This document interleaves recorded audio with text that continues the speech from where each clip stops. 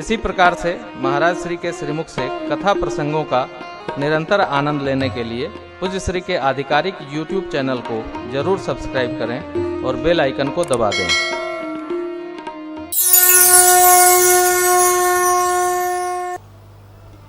कल हम आप श्री राम कथा यात्रा में भरत भैया को भगवान के श्री चरणों में ससमाज उपस्थित किए थे, वे यहाँ तक का प्रसंग गाए। मानस में विश्राम के अनेक स्थल हैं। कथा की ये मर्यादा है, विश्राम वहीं किया जाए जहाँ विश्राम हो रहा हो। सब लोग आश्रम पर आए, विश्राम भया। 2 दिन बीता तो परमात्मा श्री राम ने गुरुदेव भगवान से प्रार्थना किया, प्रभु आप गुरु माँ, माताएं, सचिवगण, प्रजाजन सबको बड़ा यहाँ वन में ताप है, उत्ताप है, कलेश होता होगा। आज्ञा होती तो सब लोग श्रीवद प्रस्थान करते। गुरुजी ने कहा, राम जी आप धर्म स्वरूप हैं, सबके भाव को समझते हैं,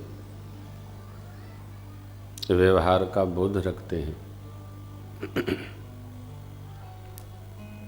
आप ऐसा क्यों न कहेंगे? मैं श्रीवद भी देखा, वन में भी देखा। जब से लोग आपके पास आए हैं तब से सबके मुख प्रसन्न भाव में दिख रहे हैं, और यह देखकर मुझे बड़ा हर्ष हो रहा है। आप आश्रम पधारे, हम रचना बनाते हैं। गुरुदेव भगवान वशिष्ठ जी ने सबको बुलवा लिया और एक बड़ी सुंदर बैठक हुई। इस बैठकी में गुरुदेव भगवान वशिष्ठ जी ने कहा, कर्ण से लेकर देवराज इंद्र तक सबके सिर पर राम जी की राजाज्ञा है।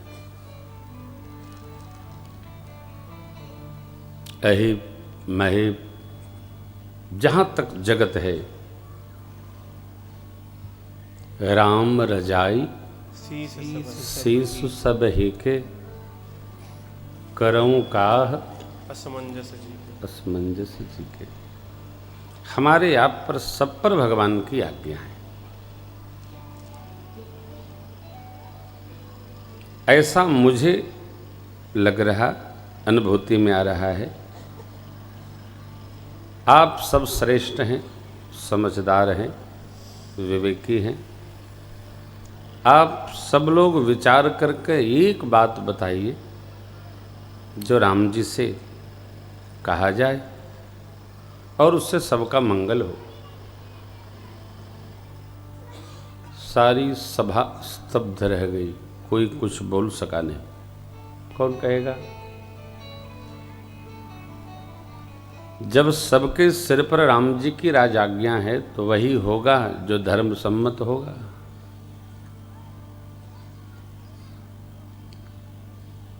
सबको शांत देखकर भरत भैया खड़े हुए, हाथ जोड़कर प्रणाम पूर्वक निवेदन किए, प्रभु रघुवंश में जब भी कोई इस प्रकार का उत्पात हो जो अनुकूल न बैठता हो तो सरकार आपने ब्रह्मा जी की लेखनी को भी बदल दिया।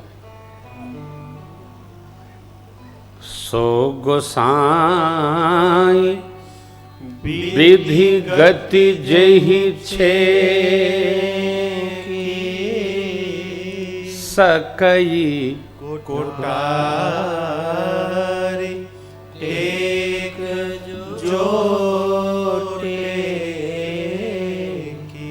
हे प्रभु, आपका ऐसा दिव्य स्वरूप है, आपका ऐसा अद्भुत तप है जो ब्रह्मा जी की रचना को भी बदलने में सक्षम है। और आप हम सबसे पूछते हैं, ये तो हम सबका अभाग है। देखिए, श्रेष्ठ वह नहीं है जो अपने मन वाली कर रहा है, श्रेष्ठ वह है जो सबसे राय लेकर और सब में मिलाकर कुछ कर रहा है।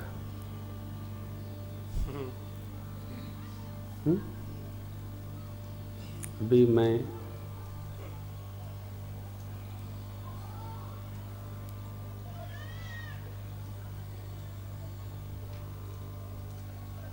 किसी को सुना रहा था आज ही, श्रेष्ठ स्वामी वही है सबकी सुने और सब में से मिलाकर कुछ रचना बना दे।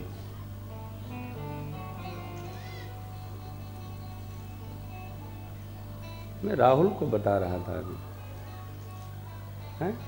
वो आज अशोक बाबू कंचन बहन के घर गए थे तो उनको ये बात मैं सुना रहा था। श्रेष्ठ पिता कौन है? बच्चों से राय ले और बच्चों का मुख देखे कि बच्चे हमारी राय में कितनी सहमति प्रदान करते हैं। न प्रदान करें तो उसका फायदा नुकसान समझावे। जो उचित हो वो हो।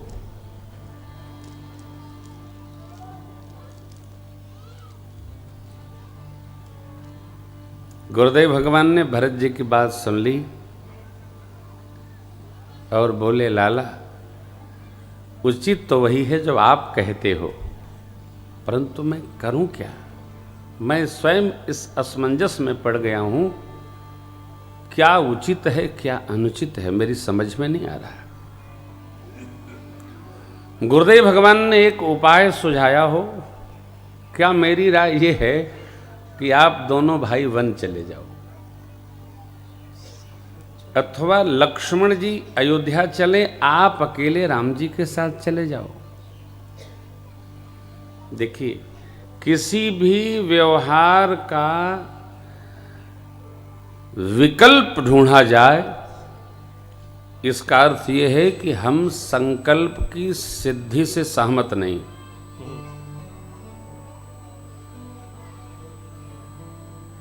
रिश्तों का, नातों का, जीवन का, मकान का, व्यापार का वर्धन तो होना चाहिए, विकल्प नहीं तलाश करना चाहिए।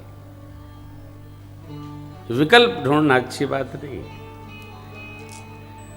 वर्धन हो, एक मकान है 2 हो जाए, 3 हो जाए, परंतु 5 लोगों का परिवार एडजस्ट नहीं कर पा रहा, इसके लिए हम दूसरा किराए का मकान विकल्प के लिए ढूंढ लें, ये गृहस्थी अच्छी नहीं है। विकल्प हम ढूंढते ही तब हैं जब हमारा संकल्प रुग्ण होता दिखता है, कोई विकल्प नहीं। गुरु जी ने कहा तो भरत जी ने कहा, कानन करऊं जन्म भरि बासो, कानन करऊं जन्म भरि बासो, एहि ते अधिक न मोर सुपासो, एहि ते अधिक न मोर सुपासो, एहि ते अधिक न मोर सुपासो, एहि ते अधिक न मोर सुपासो। भरत जी ने कहा, प्रभु 14 वर्ष नहीं, हम तो जीवन भर वन में वास कर सकते हैं, इससे सुंदर हमारे लिए सौभाग्य का प्रसंग क्या हो सकता है। भरत जी की जो मति है त्याग संपन्न है। ठीक है, जहां धर्म मूल में है, त्याग मूल में है, साधुता मूल में है, वहाँ बहुत पंच की आवश्यकता नहीं पड़ती है कि पंचायत हो, कौन क्या करेगा। धर्म व्यवहार बड़ा सरल है, सीधा है, सहज है। भरत जी के समर्पण को देखकर, उनके जीवन दर्शन का भाव समझकर गुरुदेव भगवान भी अपनी मति को लघु मान पड़े। त्याग, भगवत प्रेम, धर्म सिद्धांत, शीलता, सब इसको नमन करते हैं।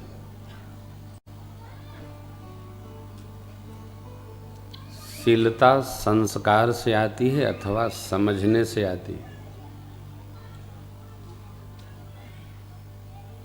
बहुत संसार का सुख बढ़ गया, ऐश्वर्य बढ़ गया, और जीवन में यदि शील नहीं है तो सब कुछ रहते हुए भी हम सदैव खाली खाली बने रहे, हमारे पास कोई संपदा नहीं रही।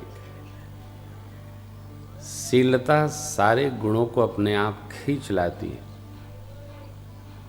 सद्गुण किसके पास आते हैं? जो सज्जन होता है। किष्किंधा कांड, सिमट सिमट जल भरहि तलावा,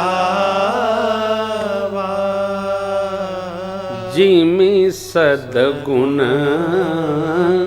सज्जन पहि आवा, जिमि सद्गुण सज्जन पहि आवा।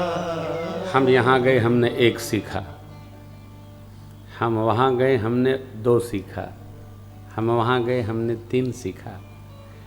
धीरे धीरे सद्गुण सज्जन समेटते चले आते हैं, फिर उनके पास खजाना पुंज हो जाता है, वह संस्कार में उतरने लगता है।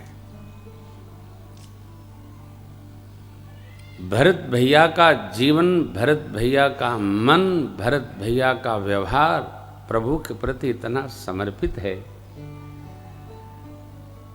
कि इस चरित्र को समुद्रवत माना गया है। यह चरित्र नियम पूर्वक सुनने का निर्देश पूज्यपाद गोस्वामी जी देते हैं। देखिए, दर्शन करिए। सब समाज के साथ गुरुदेव भगवान प्रभु के पावन आश्रम उपस्थित हुए। प्रभु ने सिर चरणों में दंडवत करके गुरुदेव भगवान गुरु माँ माताओं का सम्मान किया है। सबको उचित आसन दिया गया।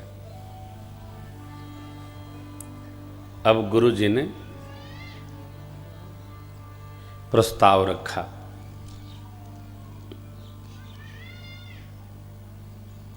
आप किस प्रकार की चिंतन धारा के श्रोता हैं, ये तो हम पहली बार आपसे मिले हैं तो हम नहीं कह सकते हैं, परंतु हमारे श्रोता ये जानते हैं कि भरत भैया प्रभु को वापस ले जाने के लिए अयोध्या से नहीं गए हैं, भगवान का रुख देखने गए हैं कि भगवान का क्या रुख है हमारे बारे में, बस।